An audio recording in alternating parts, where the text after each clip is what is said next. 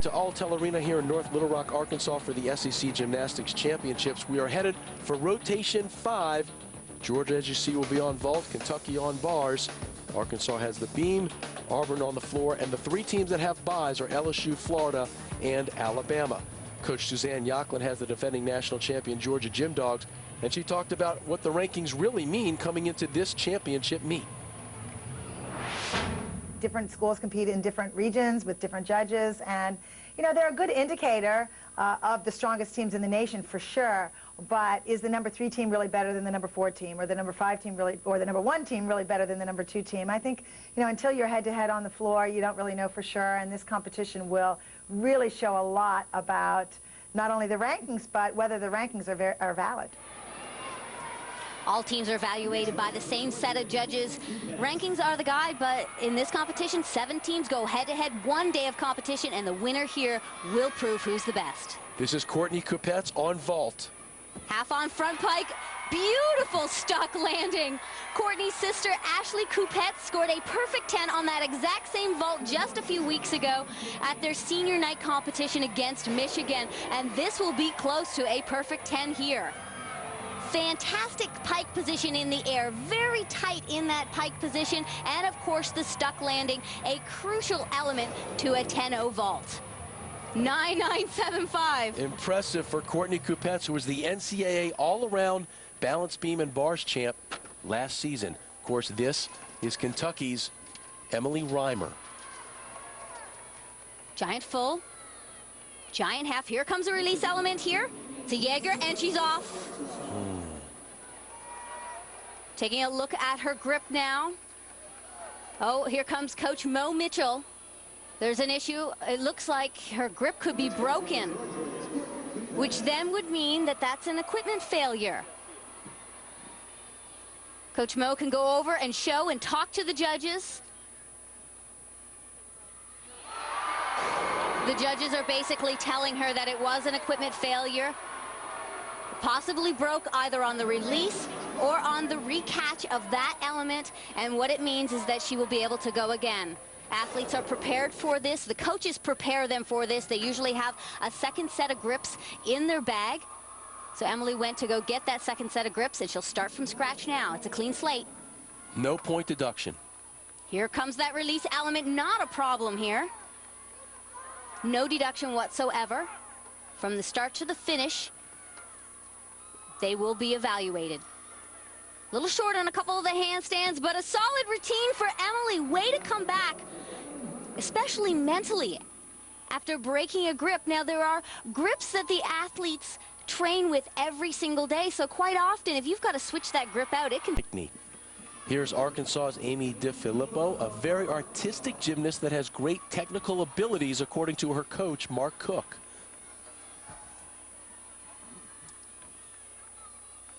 One of Arkansas's freshmen who've really added a lot to this team. Now, the first athlete up for Arkansas fell, so now the pressure's on the final 5 athletes. Switch leap, straddle jump, and another straddle jump. 3 C-level skills connected. She gained some bonus. Remember, there are 7 teams competing, so the fans in the background could be cheering on another performer. Front aerial, takes a pause. Back handspring, 1 arm back handspring, slight wobble. You see co-head coach Renee Cook in the background cheering her on. She can cheer, but she cannot give them technical advice throughout the routine. No coaching allowed. That's an interesting rule, no coaching allowed. But I will tell you this, that most of these athletes hear the phrases and the key words that their coaches tell them over and over again in the gym while they're up there competing. Renee likes it. Great comeback for Amy, getting her Arkansas team back on track. 1 fall earlier in the lineup. Amy showed tremendous concentration, holding on to this tumble series here. A 9.825. And every fan here has a favorite. The Georgia Gym Dogs top all-arounder Katie Heenan is up next. Here's back into this SEC Gymnastics Championship. And he's got Julie Dwyer, last year's SEC Gymnast of the Year. And both Julie and Jeff knew that if she was to remain competitive, not only in this conference, but nationally, she needed to increase her difficulty this year. And she's done just that on this apparatus. Opening pass is a new one. Only competed once before against Georgia. A double layout. Excellent job. Now, Julie said her #1 priority was to see the team do well at this competition and to qualify to the national championships, but an all-around title would be nice as well.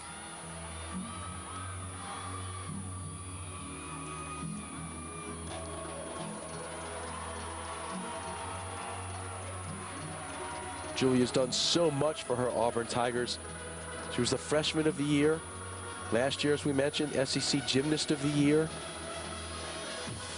Definitely an athlete for Auburn that will go down in the history books as one of the best.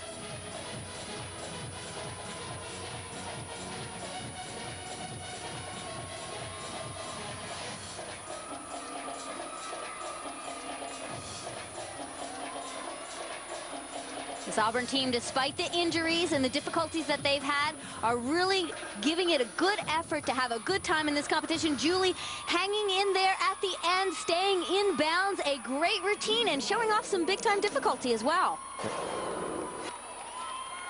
She had the E-level opening pass with a double layout, and she gets combination bonus right here with a front tumbling pass, front full, rebounds into a front layout.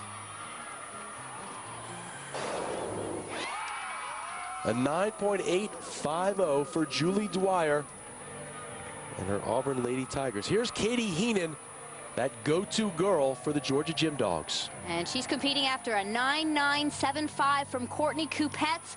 A stuck landing could be a big score here for Georgia.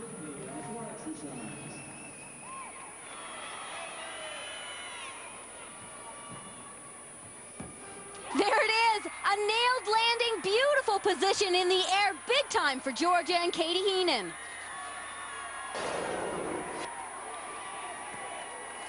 This is what Katie is known for, these fantastic landings. It's like there's glue on the bottom of her feet. She sees the landing, bends the knees, and absorbs that power.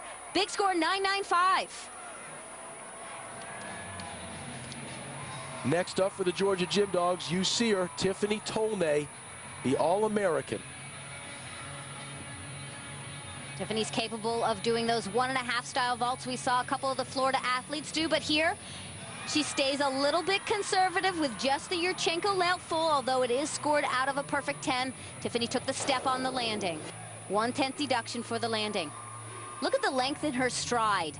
Gaining momentum. She reaches back blindly onto the vaulting table. It's a 1.5 rotation with a full twist, a little bit long and flat, and that's where the landing problem came in. So Georgia and Florida are locked in a tie as we head to rotation 6 at the SEC Gymnastics Championships.